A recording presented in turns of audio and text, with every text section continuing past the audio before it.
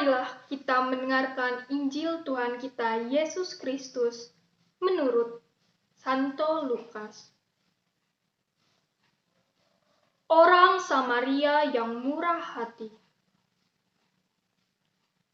Pada suatu kali, berdirilah seorang ahli Taurat untuk mencobai Yesus. Katanya, "Guru, apa yang harus kuperbuat untuk memperoleh hidup yang kekal?" Jawab Yesus kepadanya, "Apa yang tertulis dalam hukum Taurat? Apa yang kau baca di sana?" Jawab orang itu,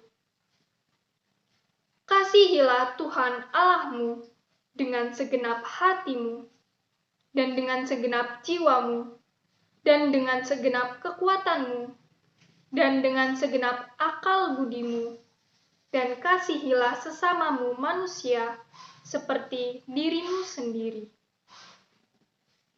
Kata Yesus kepadanya, "Jawabmu itu benar. Perbuatlah demikian, maka engkau akan hidup." Tetapi untuk membenarkan dirinya, orang itu berkata kepada Yesus, "Dan siapakah sesamaku manusia?" Jawab Yesus,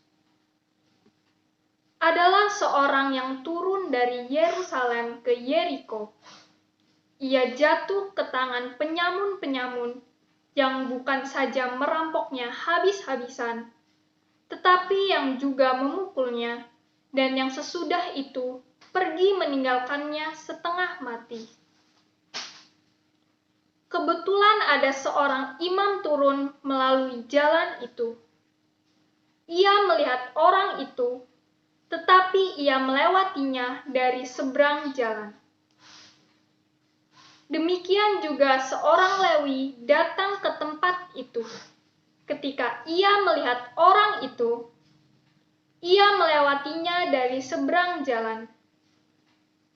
Lalu datang seorang Samaria yang sedang dalam perjalanan ke tempat itu. Dan ketika ia melihat orang itu, tergeraklah hatinya oleh belas kasihan. Ia pergi kepadanya, lalu membalut luka-lukanya, sesudah ia menyiraminya dengan minyak dan anggur. Kemudian ia menaikkan orang itu ke atas keledai tunggangannya sendiri, lalu membawanya ke tempat penginapan dan merawatnya. Keesokan harinya, ia menyerahkan 2 dinar kepada pemilik penginapan itu. Katanya, "Rawatlah dia, dan jika kau belanjakan lebih dari ini, aku akan menggantinya waktu aku kembali." Siapakah di antara ketiga orang ini, menurut pendapatmu, adalah sesama manusia dari orang yang jatuh ke tangan penyamun itu? Jawab orang itu, "Orang yang telah menunjukkan belas kasihan kepadanya." Kata Yesus kepadanya, "Pergilah dan perbuatlah demikian." Demikianlah Injil Tuhan.